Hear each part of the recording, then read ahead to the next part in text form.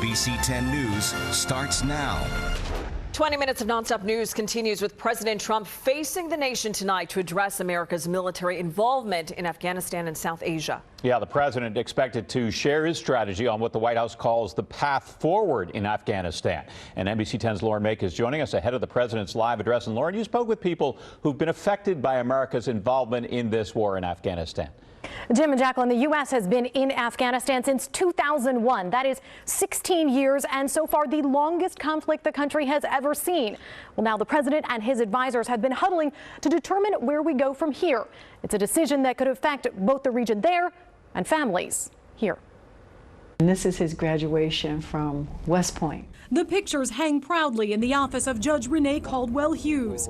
She calls him the light of her life and calls herself, I'm a military mom. Her son and daughter-in-law are both in the Army. Is there any chance that they could be deployed to Afghanistan? Anyone who's active duty could be deployed.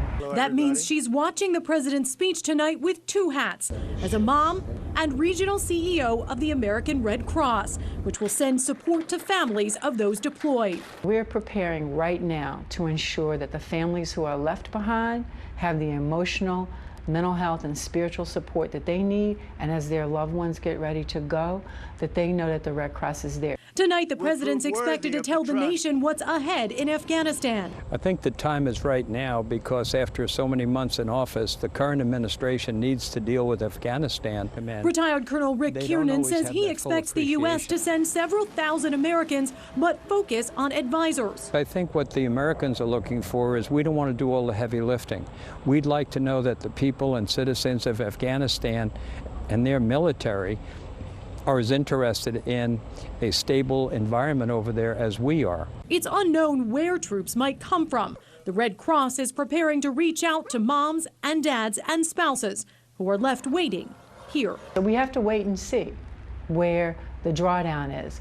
But wherever they are, they're very likely going to be Pennsylvanians involved. Now, Colonel Kiernan is expecting 4,000 to 4,500 troops total to be deployed, a mix of troops and advisors, also equipment, including drones. Jacqueline? All right, Lauren.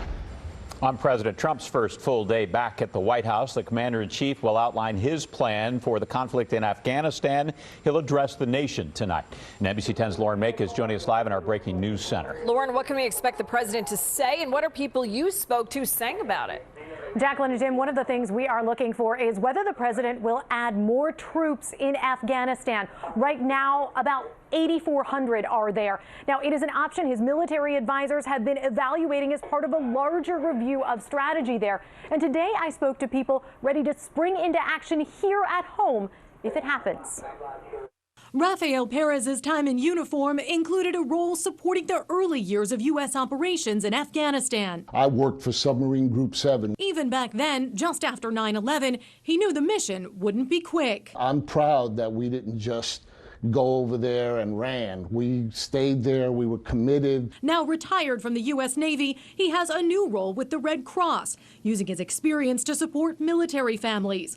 It comes as the U.S. involvement in Afghanistan enters a new phase that the president will reveal tonight. A lot of families are on pins and needles. They have no idea what the president's going to say tonight. The way forward for Afghanistan could involve more Americans deployed. I think it's going to be some troops, maybe some equipment, maybe some drones. Retired Colonel Rick Kiernan says the time is right for the new administration to address what's happening there.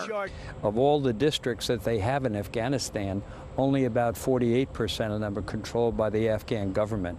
So al-Qaeda is getting stronger. Colonel Kiernan's expecting 4,000 to 4,500 Americans to be deployed, a mix of troops and advisors.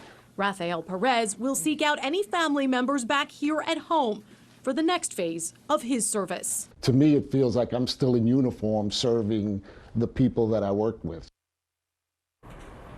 And the folks I talked to at the Red Cross are watching the president's speech tonight, knowing they could have work to do no matter where troops might be deployed from, because even though they may be sent from a base in another state, their parents or their loved ones may live here and need support at home. Jacqueline? All right, Lauren.